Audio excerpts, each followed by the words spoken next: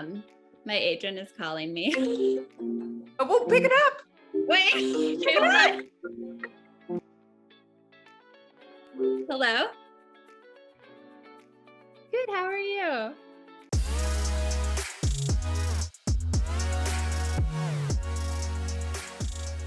Hello, Megan. Oh my gosh, it's been a minute. My partner in crime.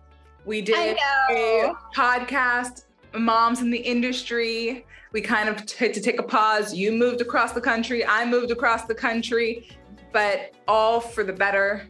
Definitely. So thank you for coming on. You're amazing. Thank you for coming on and being like a new mom again. And oh my gosh. You're just like still making SHIT happen. Like I'm okay, cool, Kristen. Yeah, I'll do an interview. Are you okay though? Like, can we do? Okay, good. Yeah, we're going. My mom's being held hostage right now with the baby. So at any moment she may come in and I might have to start breastfeeding. So you have a call back today. Yeah, literally in 2 hours. Nice. Nice. Okay. So actually that's what I wanted to talk to you about is that we're in this new, I hate the term new normal, but there is a change. There's a shift happening in the acting world, and you don't have to just live in LA to make it. And I really want to not only talk about the fact that your career has actually strived since you became a mom, but not only that, you moved into the Boston market. So I guess the first thing I want to talk to you about is tell me about the Boston market. How has it helped you since you moved away from LA? Totally. I feel like a lot of it does relate to COVID. It's hard to not talk about that because so much has changed and we moved in the middle of COVID. So I didn't have anything to compare to before that moving here. So I feel like universally COVID has helped a lot of actors, especially if you're a mom or have like another job or some other things going on. Like, I honestly don't know how I would do this without it because of having to do all the self-tapes now. It's been a total blessing. Like when I was in LA, it was like my 5-year-old was 1.5 or whatever, 2 at the time. And I would just carry him with me, or like even when he was younger in the car seat or whatever, right into auditions and stuff where like now you don't have to worry about any of that. You have your own space. Anyway, we all know the setup now, but I feel like even with Boston, it's like the same thing. Like it is definitely a smaller market than LA. I think most markets out of LA or New York would be, but I love it because it's kind of like you're a big fish, or excuse me, what's the analogy? A small fish, a big fish in a small pond. Yeah. There we go. So I know all the casting directors pretty much, and they pretty much, I think by this point, know me. It's been less than 2 years. And how many casting directors do you think? There's only a handful. There's like 5 to 6. Wow. And that's it. And they all do the same types of projects. So like when I get a project from a certain casting director, I already have somewhat of an idea of what it's going to entail. My agent is calling me. Oh, we'll pick it up. Wait, pick it up. Hello? Good, how are you? That one, it was a full day. Yeah, that was it. Okay, thank you. Okay, bye. Oh, that wasn't exciting. I was like, oh, because I did a call back 2 days ago. So I was like, ooh. But no, that was just a logistical payment thing, which is still whatever, good. But any call from your agent is like, hey, yeah. That's so funny that it happened right now too. I will add though that being in Boston, I still get, my agent is Boston and New York. So if I'm not going to go all the way to New York just to do an audition. But unless it was like Steven Spielberg or something crazy, obviously, I don't think anyone would not do that. But for the most part, I can self-submit, and I have booked a couple things in New York. I just had a call back 2 days ago, which was for a commercial in New York. So it's kind of both, which is also makes it such a cool market because you're not limited. You still have like the smaller types of projects here, but then you don't limit yourself to the bigger opportunities that New York presents.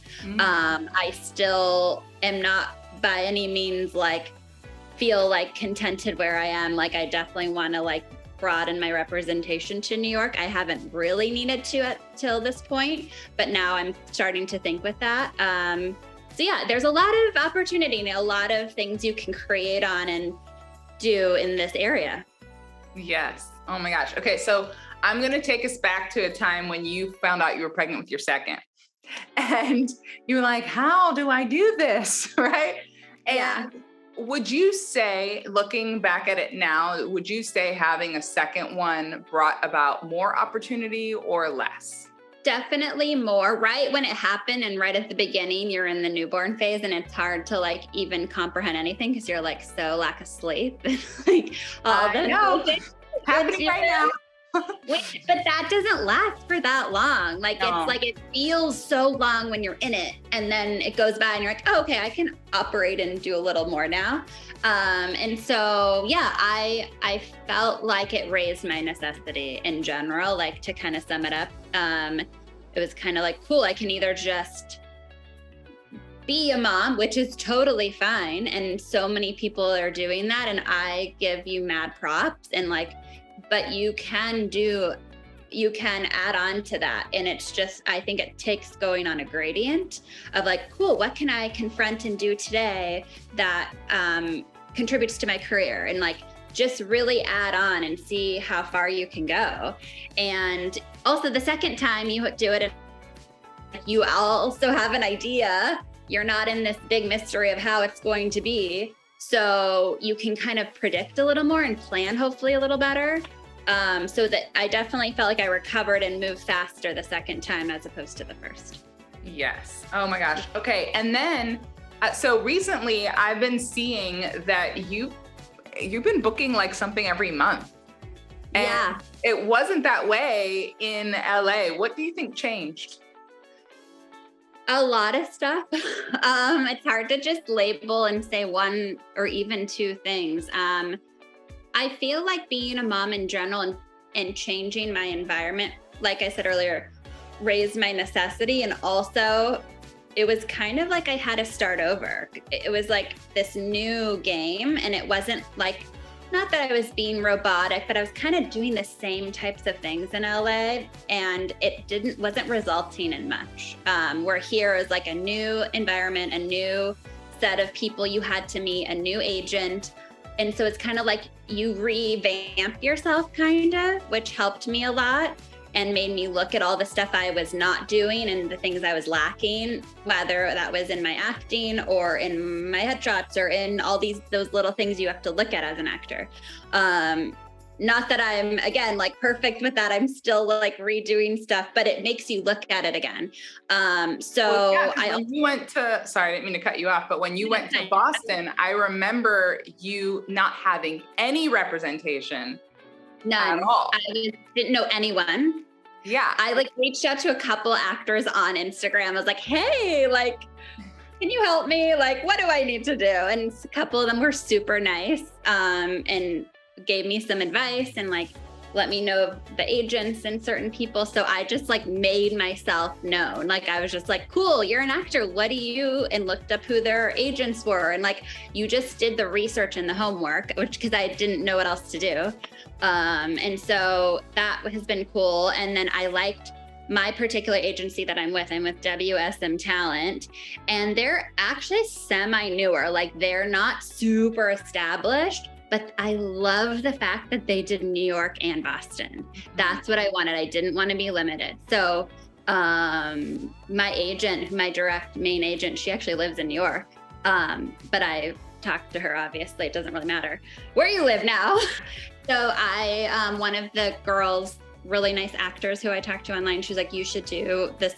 Boston casting is one of the main casting departments in Boston. And so she's like, do their showcase. So I was like, okay, you'll get to meet them and they'll remember you and actually build rapport with them. So I did their showcase, which was super helpful. And then I literally booked my first commercial a month or less after I did that showcase with Boston Casting.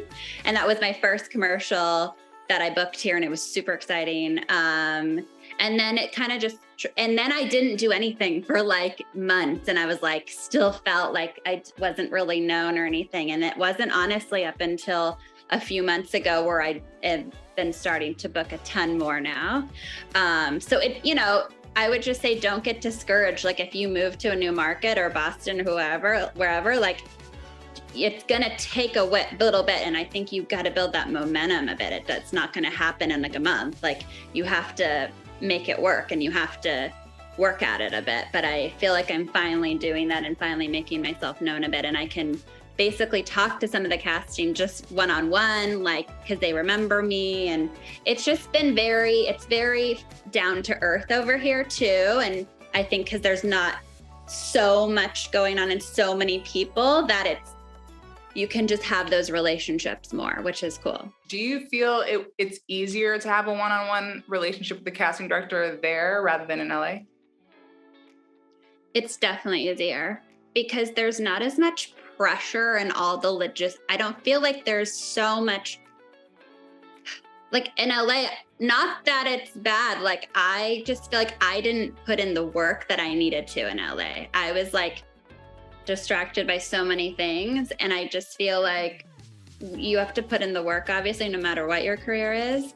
But if you want to be successful, but there's so much of a saturation of like people who look like me and people who are, you know, where in Boston, there's not as much of that. And I feel like they're not bombarded so much. So it's not as weird to be like, hey, like, here's my new demo reel, or like, hey, I got this agent, you know, like, and they'll respond and be in communication with you. Where I feel like in LA, when you do that, I would do that sometimes, and sometimes they wouldn't respond. And I don't think it was intentional. I think they're just overwhelmed by so much happening. Right. And now what about union versus non-union? Is there any union work there? That's an interesting topic because I'm non-union. I'm eligible, but I haven't joined. And I'm sticking to that because I think most of the jobs that I see are union are more in New York. Yeah. So there definitely are some.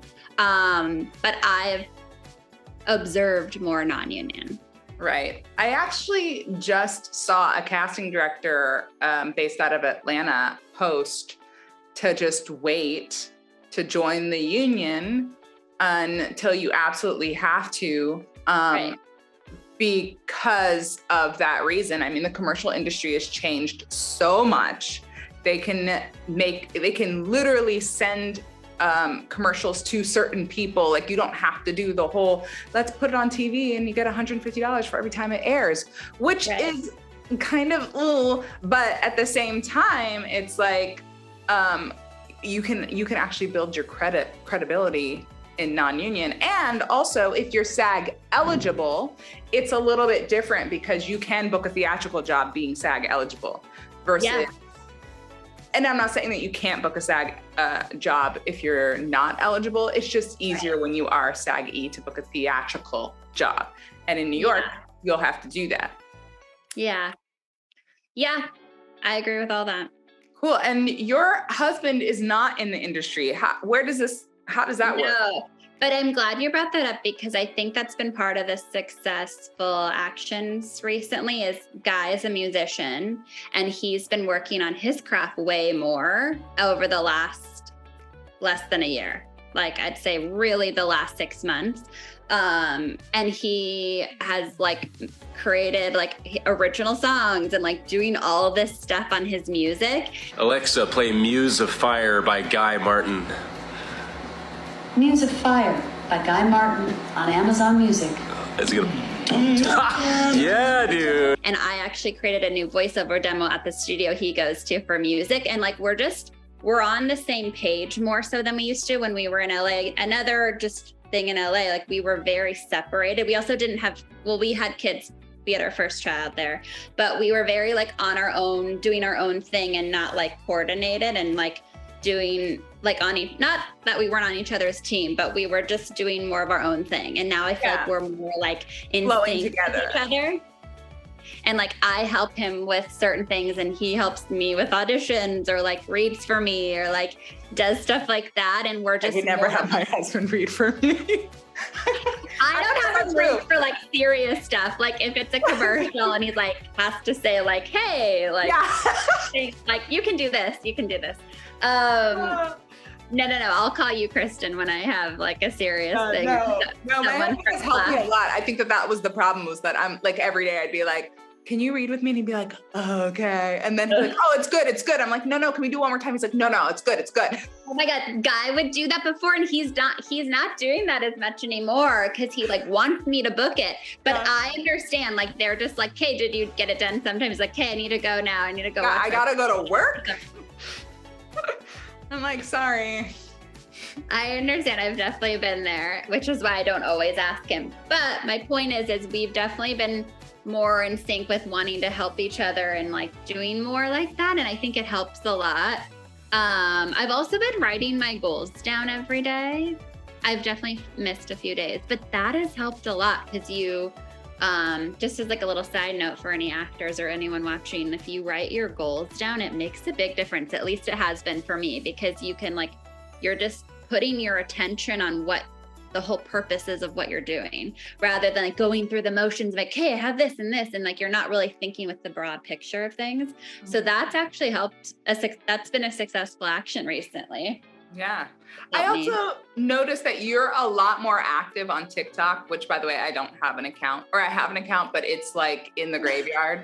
But like you've been, I think you had like a video go viral on TikTok or something. Yeah, it's just another way to promote yourself. And I have had a couple casting directors say, well, now the ones in Boston know me fairly well, hopefully by now, or know me a bit. But when it's a new casting director in New York or whatever, I have had a couple people say, yeah, we go to social medias just to look at them. Like, it doesn't necessarily, I don't think matters like how many followers, like you don't have to have 1 million followers, but if they see another avenue or another like viewpoint and see how you can be in different scenarios and get more familiar with you, I don't see why that would hurt anything. So where can people find you? Oh, okay. So just, it's pretty much all of them, like TikTok, Instagram, Facebook, at Megan Scortino. Awesome. Good luck on your callback. You look gorgeous, so I know you're going to book it. And thanks. I got my ring light going right here. I was thinking, I was like, wow. Ooh, her my office is not this lit. It's not this bright. It doesn't look this nice all the time. Oh my God. Well, you did a great job. Thank you so much. I know that it was, you had to squeeze me in and I had to squeeze No, girl. All the praise is on you for doing this. Stop it. Yeah, I'll wait till I have 3 kids and have a newborn, then you can say that. Oh, and if you haven't already downloaded my free ebook on how to become a working actor, you can do that also in the links below. Bye now.